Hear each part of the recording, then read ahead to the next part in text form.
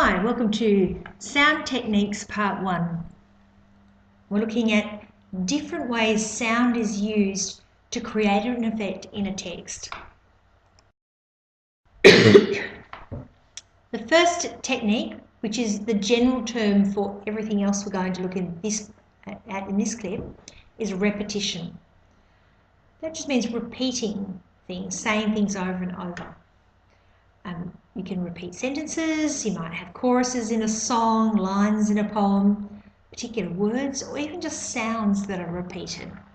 We'll look at the specific terms for each of those in a minute.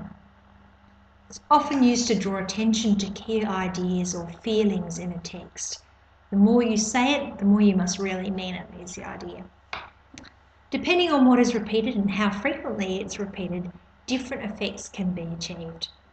So watch out for those. Not just common words like the and of and, but kind of key words like, say, death, that might get repeated a lot, or prison, and the forms of prison, like imprisonment or prisoner. Alliteration is a particular technique where the beginning sounds of words, the consonant sounds at the beginning of words are repeated. So the classic is Peter Piper picked a peck of pickled peppers, and where all the words start with the P sound, but it doesn't have to be quite as obvious as that. But if there are words next to each other that start with the same sound, or even in the same sentence that get your attention, that's alliteration. Assonance, we don't look for quite so much in novels, it's more in poetry, but it's basically where vowel sounds in words are repeated, in words that are close to each other, and it just adds to the tone of the text.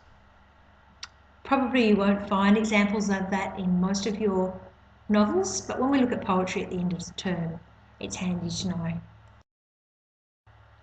Anaphora, however, you will find in lots of these books. Anaphora is what's called a rhetorical device that repeats a sequence of words at the beginning of neighbouring clauses for emphasis and serves to add weight to the emotion in a text.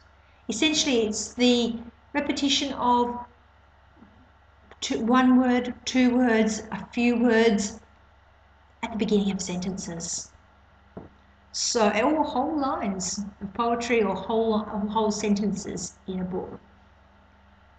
There's an example here from 1 Corinthians that uses a lot of anaphora, and it's really powerful. Love is patient, love is kind. So love is, that's the anaphora. It does not envy, it does not boast, it is not proud, it does not dishonour others, it is not self-seeking, it is not easily angered. So the it is not is anaphora. It helps to build a picture and builds emotion as you go along. What is love? Love is this, it's not this. And the more the anaphora is used, the more powerful the emotion becomes behind it.